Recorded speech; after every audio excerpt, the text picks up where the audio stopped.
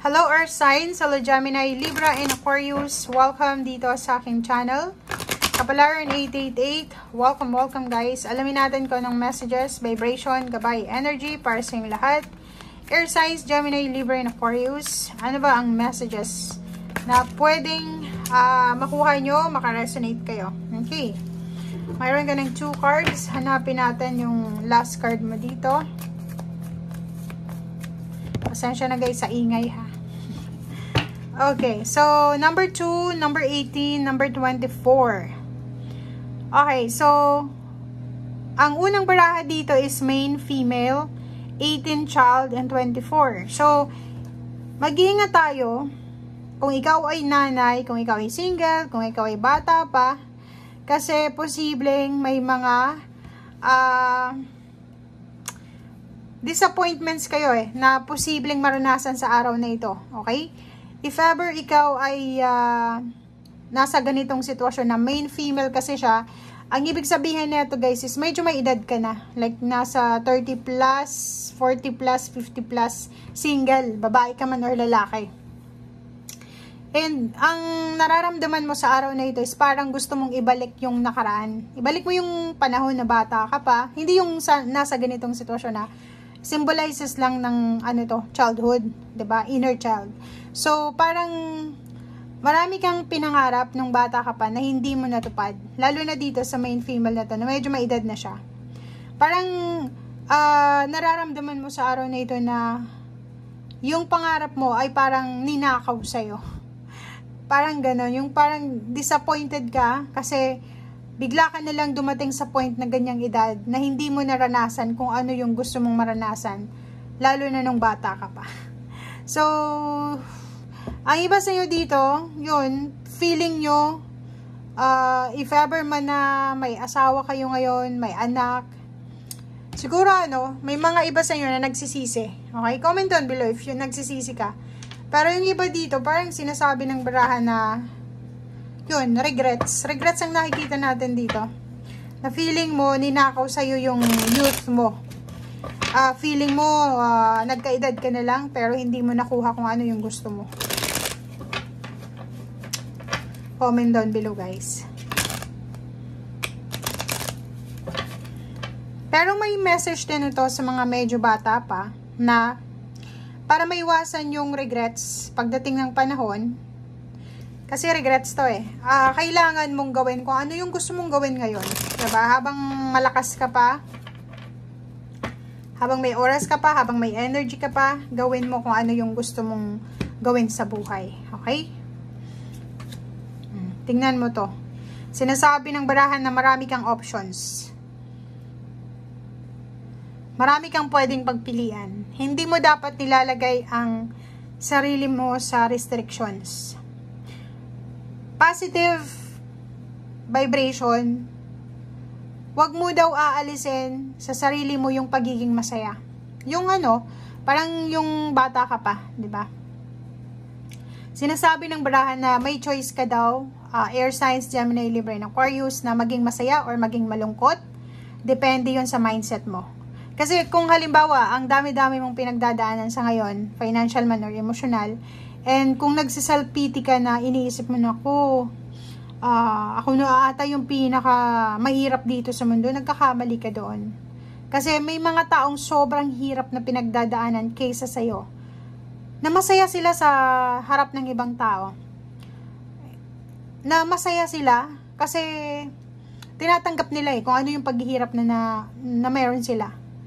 So, dito sinasabi ng baraha, yun, wag mong aalisin yung saya sa buhay mo, yung lungkot na yan, na andyan lang yan. Anytime pwede kang malungkot, pero yung pagiging masaya, sobrang hirap hanapin yan. So, if may pagkakataon kang makuha yan, maging masaya sa simpleng bagay lang, gawin mo siya. Okay? So, yun ang sinasabi ng baraha. Okay. So, nakikita natin dito, may posibleng iba sa inyo dyan na magsiselebrate ng birthday ng anak or birthday ng magulang, or posibleng may kasal, wedding anniversaries, may house blessing, housewarming, or pwedeng may magpapatayo pa lang ng bahay. Okay. May iba sa inyo dito na, yun, may malungkot dito kasi nag-aalala sila para sa pera. Parang yung iba, nagpapatayo ng bahay, tapos parang kulang na yung budget nila. So, parang iniisip nila, saan sila kukuha ng panggastos. Parang ganon. So, worries na naman. Regrets. Iniisip, sana hindi ako nagpatayo ng bahay. Parang ganon, ganito. Yung iba naman sa inyo dito, may papasukin na bagong trabaho eh. Kaso lang, instead na maging masaya, nalulungkot sila or parang nag-aalala sila eh. Kasi iniisip nila, kaya ko ba yung trabahong ito? Diba? So, yun ang nakikita natin na kailangan natin ng appreciation sa blessings na binibigay sa atin ng universe, small or big. Blessing, still a blessing. Okay? Wow. Oh. Kita mo tong Two of Wands, oh. Sinasabi ng baraha sa'yo dito na kailangan mo daw ng direct na mindset, diba? Kasi itong Queen of Wands na to, siya yung individual na wala siyang pakialam eh. Ang gusto niya lang is masayang pamilya. Hindi siya masyadong nakafocus sa financial na success. Like yung yumaman talaga ng yumaman. Hindi siya nakafocus doon. Ang focus niya is maging masaya siya sa araw-araw. Healthy yung pangangatawan niya. Healthy yung anak niya, kung may anak siya. Parents, siblings. Malaya siya, 'di ba? Malaya siya sa ginagawa niya. Like for example, lahat ng mga events sa family, birthdays, wedding anniversaries, lahat ng pangyayari sa pamilya, nandun siya. So, parang ito yung So, sa araw na ito, parang sinasabi siya ng barahan na may choice tayo na maging masaya, may choice tayo para maging malungkot. Okay, so, yung Five of Cups, yung regrets, useless daw yon, sabi sa'yo dito ng Queen of Wands. Useless daw yung panghihinayang. Kung nawala na siya. Okay?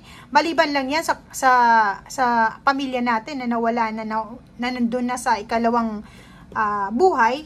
Kasi, hindi na natin yun maibabalik. 'Di ba? So, and kahit wala na sila, still nandyan pa rin sa puso nila. Talagang may regrets tayo doon. Lalo na kung may nagawa tayong hindi maganda or may gusto tayong gawin sa kanila na hindi natin nagawa. But, if for example, relationship, nag-fail yung relationship mo, nag-fail yung work mo or yung business mo, hindi ka dapat nagsisisi daw kasi may natutunan ka dun eh. And may take home ka na wisdom and knowledge doon sa nawala sa'yo. So, pwede mo naman yun ulitin, pwede mo naman yun na i-correct, or pwede mo naman nabalikan.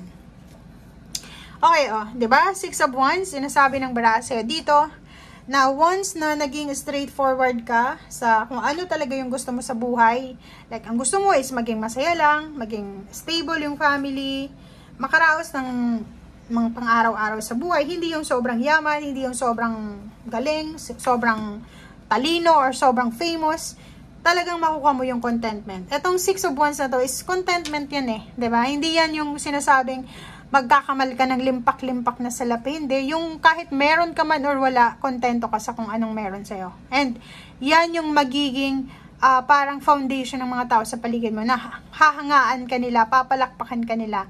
Diba? Parang pupurihan ka nila eh. Malalaman mo na lang na pinupuri ka ng mga tao. Sasabihin sa'yo, tingnan nyo yan si Air Signs, Gemini, Libra, and Aquarius. Kahit mababa lang yung trabaho niya, tingnan mo, masaya siya and nagagawa niya yung gusto niya, nagkakaroon siya ng confidence, parang ganun. So, dito sa barahang to, sinasabi ng baraha sa'yo na kailangan ng straightforward na mindset sa araw na ito. Okay? Huwag tayong mag-expect ng sobra-sobra. Kasi dito, sinisisi mo yung sarili mo eh. Huwag mong sisihin yung sarili mo. Kasi, pag sinisi mo yung sarili mo, mawawalan ka ng confidence. And yun yung magiging dahilan ng stress, depression, and anxiety. Okay? Thank you guys. Bye!